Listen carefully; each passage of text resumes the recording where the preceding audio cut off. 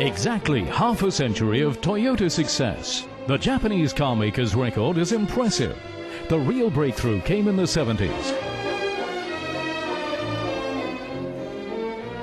7 times World Rally champions and 3 times in a row winners at the East African Safari Rally. In 1991, second at the classic Le Mans 24-hour race. And in 2002, entry into Formula One.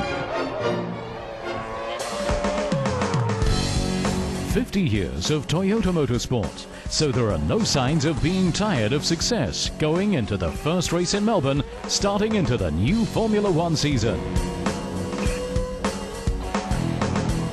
It's the 6th season for Toyota in Formula One.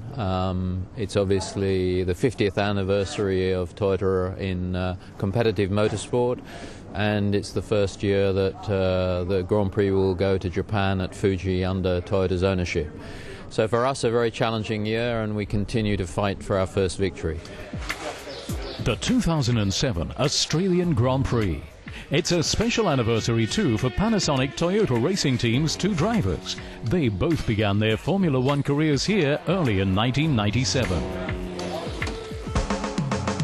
Then, precisely 21 years and 253 days old, Ralf Schumacher climbed into a Grand Prix cockpit for the first time in Melbourne. And with a fast, confident drive, achieved a podium finish in only his 3rd race. That year in Australia, another hopeful rookie sat 5 places behind Schumacher on the starting grid. Time to think back then for Jarno Trulli. My career started pretty young, when I was 22 years old, and at the Minardi team back in 1997.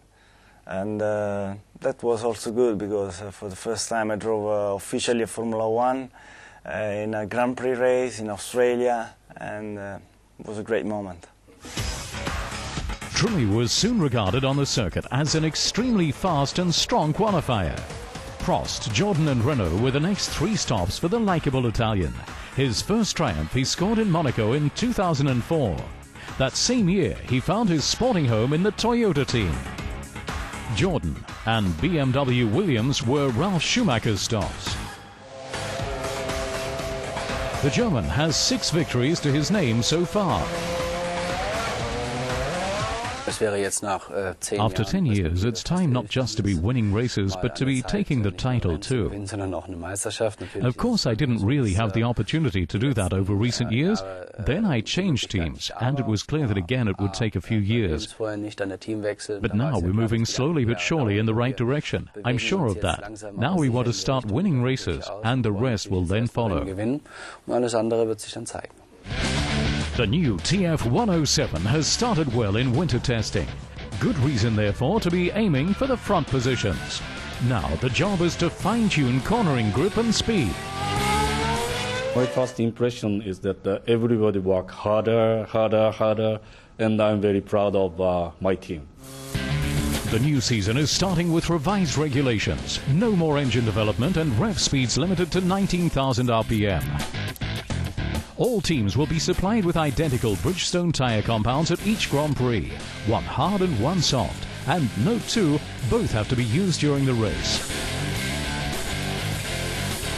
When to put on which tyres? How bad is the tyre wear? How can they beat the opposition? The teams will all be seeking the right pit stop strategy.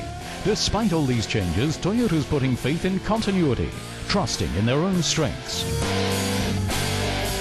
The Toyota way, it's quite complex really. I think it's the basis of Toyota's worldwide success, and it's probably a philosophy where you can actually analyze any problem by really going to the source, seeing what the reality is, and actually encouraging, I think, the people who actually are doing the job to add value, and then changing the process remorselessly. Joining the top group in Formula One, Toyota have set themselves ambitious targets. The Australian Grand Prix will be the first tough test of the new season.